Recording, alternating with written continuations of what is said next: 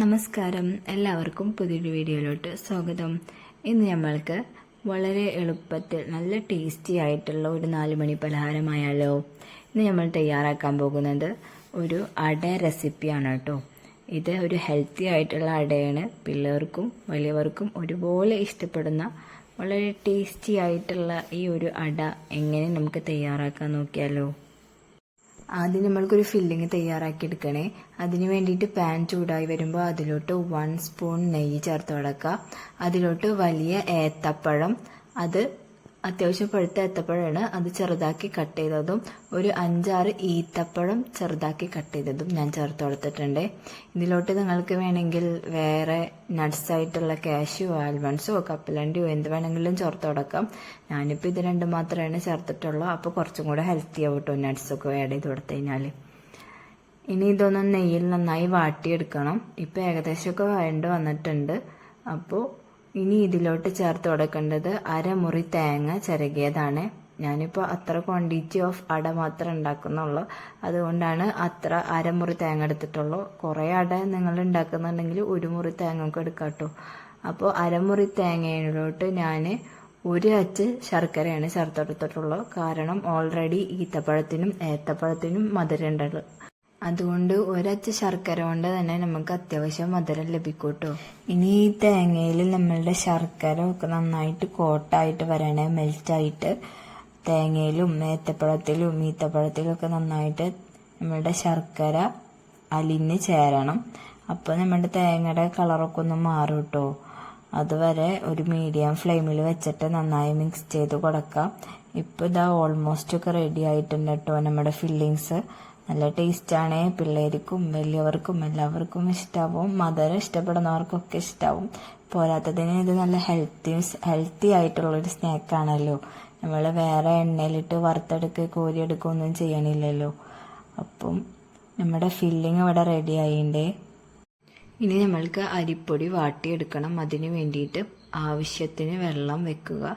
വെള്ളം ചൂടായി വരുമ്പോൾ അതിലോട്ട് ഉപ്പിട്ട് കൊടുക്കുക. ഞാനിവിടെ കൈക്കണക്കിനാണ് ഇട്ടിട്ടുള്ളത്. ഏകദേശം ഒരു 1/4 സ്പൂൺ ഓഫ് സോൾട്ട് ഉണ്ടാവും കേട്ടോ. അപ്പോൾ ഇനി വെള്ളം തിളച്ച് വരുമ്പോൾ ഇതിലോട്ട് ഞാൻ 1.5 കപ്പാണ് അരിപ്പൊടി എടുത്തിട്ടുള്ളത്.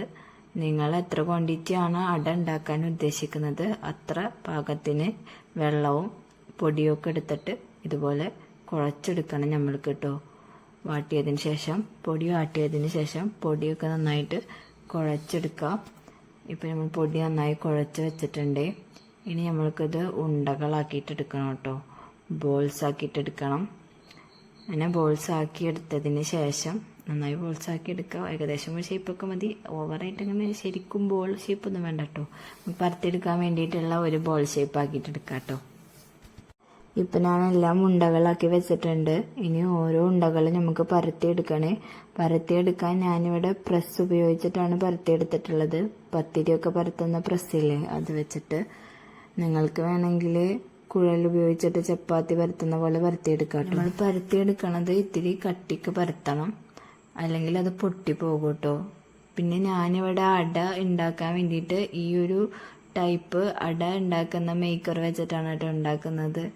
നിങ്ങൾക്ക് വേണമെങ്കിൽ ഇത് വാഴയിലയിലും ഉണ്ടാക്കാവേ, ഇലയിലും ഉണ്ടാക്കാം. ഞാനിപ്പോൾ ഇത് വെച്ചിട്ടാണ് ഉണ്ടാക്കുന്നത് കേട്ടോ. പെട്ടെന്ന് നമുക്ക് പണി കഴിയും.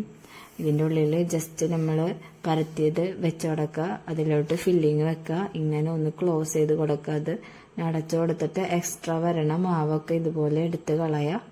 അപ്പോൾ നമ്മുടെ അട ഇവിടെ റെഡി ആവും കേട്ടോ. അടയുടെ ഷേപ്പ് നല്ല ഭംഗിയാണ്, ഈ ഷേപ്പ് കാണാൻ. അതുകൊണ്ടാണ് ഞാൻ ഇതിലിട്ട് ഉണ്ടാക്കുന്നത്. ഇനി ഇതിന് നമ്മൾ അട എടുത്തു കഴിഞ്ഞാൽ ഇനി എക്സ്ട്രാ ആ ഡിസൈനിൻ്റെ അപ്പുറത്തായിട്ട് കുറച്ച് മാവ് കാണും.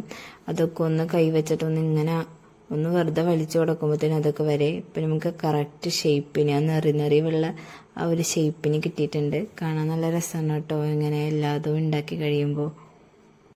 ഈ ഒരു അട മേക്കർ അല്ലെങ്കിൽ ഈ ഒരു അച്ച നിങ്ങൾക്ക് മിക്ക ഷോപ്പുകളിലും ഇപ്പോൾ കിട്ടും കേട്ടോ.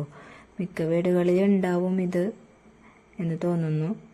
ഇല്ലാത്തവരാണെങ്കിൽ നിങ്ങൾക്ക് ഇല പൊട്ടിച്ചിട്ട് അതിൽ മാവ് വെച്ചിട്ട് അതിൻ്റെ ഉള്ളിൽ ഫില്ലിങ് വെച്ചിട്ട് അത് ക്ലോസ് ചെയ്തതിന് ശേഷം ആവിയിൽ വെച്ച് വേവിക്കാം കേട്ടോ.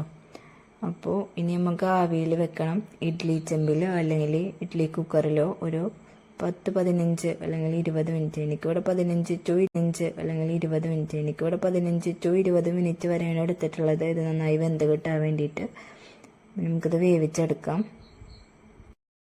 നല്ല ടേസ്റ്റി ആയിട്ടുള്ളൊരു ഈസി അട റെസിപ്പിയാണ്, ഹെൽത്തിയാണ്.